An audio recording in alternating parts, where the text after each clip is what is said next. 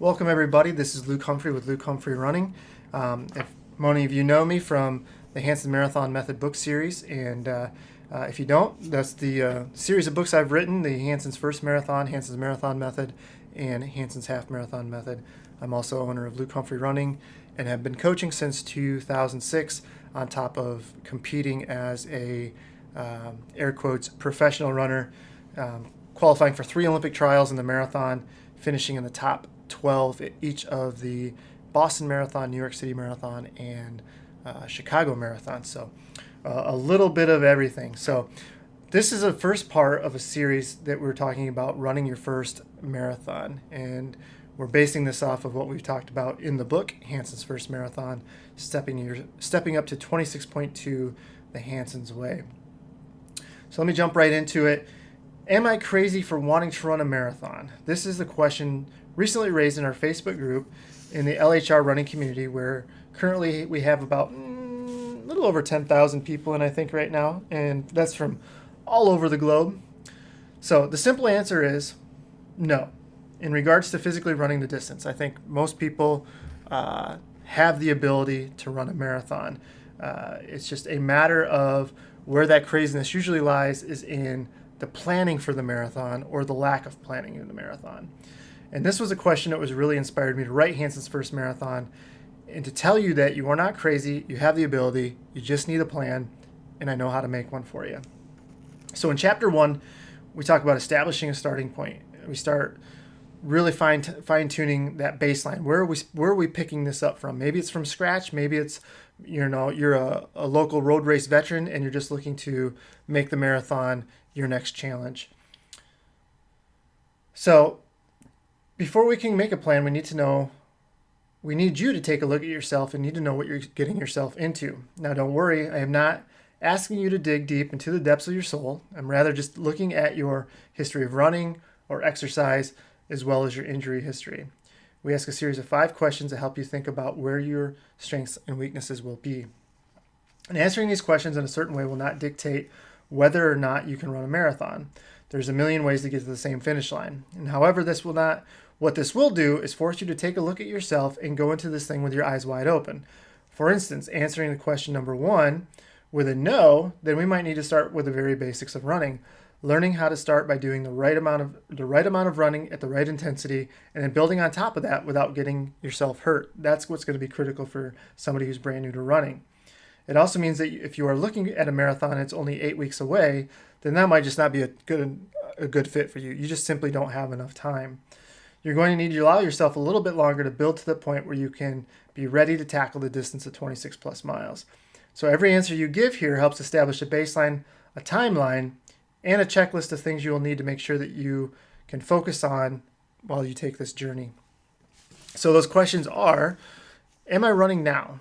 If you answer yes, then if you're tolerating at least 10 to 15 miles per week, then you are ready to start a marathon training plan. If the answer is no, before starting a dedicated marathon training plan, either do our 0 to 5K plan or a base building plan depending on the situation and experience level. Second question, have I run a race recently? If the answer is yes, use a race equivalency chart to give yourself a good starting point for the goal marathon time. If you've raced multiple distances, use several of them to spot trends in performances. What you might notice is that as the further you race, the slower you get, or the further you race, the faster you get in relative to what your performances are. You might notice you're pretty equal across the board. And so that's going to allow you to dial in on a specific race goal. If you say no, then no recent race times make starting your training a little bit tougher. So consider running a 5K or 10K race if you're already running to establish a baseline. So if you're doing that, we can establish a baseline with that. And as far back as I would go on that is maybe like 3 to 6 months is the furthest back I would say that you could use for the race equivalency chart. If you haven't raced anything in a really long time, you might still need to go back and run a race now to establish that baseline. What is my goal time for the marathon? If it's fitness or to just finish, having no time attached to your goal is not a deterrent from a training for a marathon.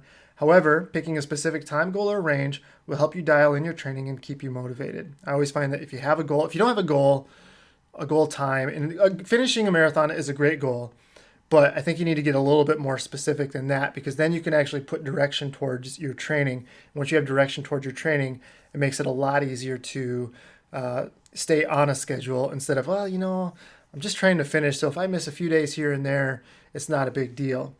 And then over time that becomes into missing 3 days, and then it becomes missing a week, and then it becomes just falling off completely and not even running. So you just really want to make sure you have something specific to train for to keep yourself motivated. If you do have a goal time in mind, make sure that you can train the amount needed to reach that goal. This includes ancillaries such as sleep, which is going to be really important for you, strength work, and flexibility training.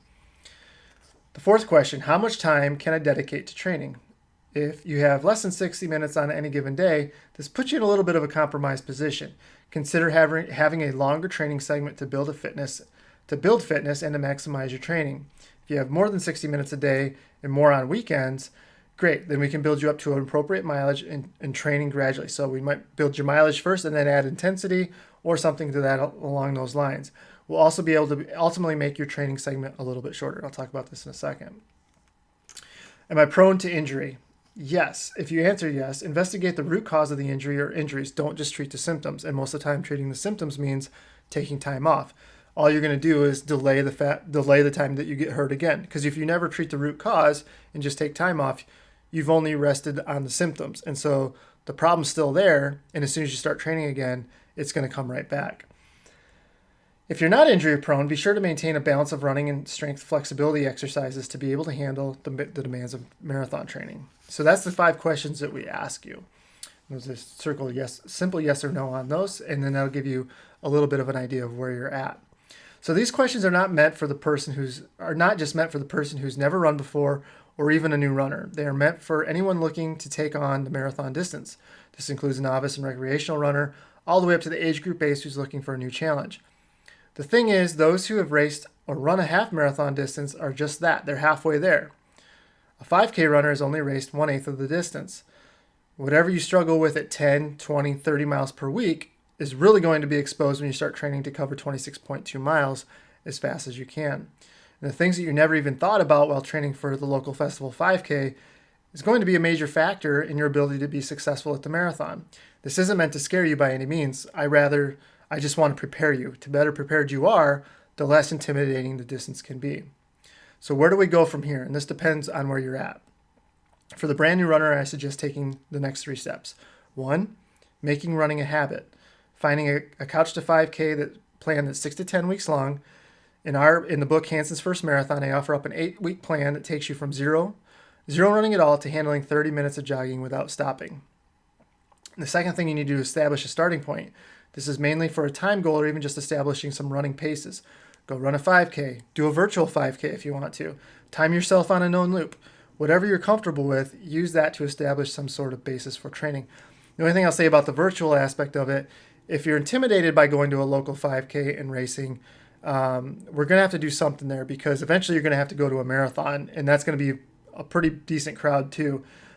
So as far as if you're a new runner and being intimidated, my 20 plus years in the sport, I've found that even all the way up to the elite level, most athletes are so accommodating, and they just want to see you grow into a runner. They want to support you as a runner, and they want to see you reach your goals. So don't go in there thinking, oh, I'm not a runner, I don't belong here. Maybe all these guys are way skinnier than me, or whatever the case is that's scaring the heck out of you. You gotta know that runners are a very, very good people. They're a good group of people. They're very community based, and they want to help people succeed. So, of course, you'll have some people who are not very nice, but you'll have that with any group. So, don't let that be a deterrent. Go to a local 5K, get involved in the sport. You'll be surprised how embracing we really are. Okay, for the recreational runner, you know a little bit more about yourself, and these questions will help you decide on a plan that's best suited for you. But it will also help you focus on some detail work. Strength and mobility will probably be something you need to think about adding to your overall plan. However, adding this may need you to change your approach to the mileage and or the length of the schedule that you are planning on using. For most of you folks, an 18-week training plan is going to be plenty of time to get you ready. For the competitor, you may need less time in terms of weeks, but make sure you can tolerate the volume necessary for your goals. If you're training at a pretty high level for most of the year, 12 to 18 weeks should be plenty of time to be ready. I would say closer to 12 weeks for higher mileage, and those coming off a racing segment, like say you're running a summer race series of local 5Ks and 10Ks to get points for your running club or whatever, something like that.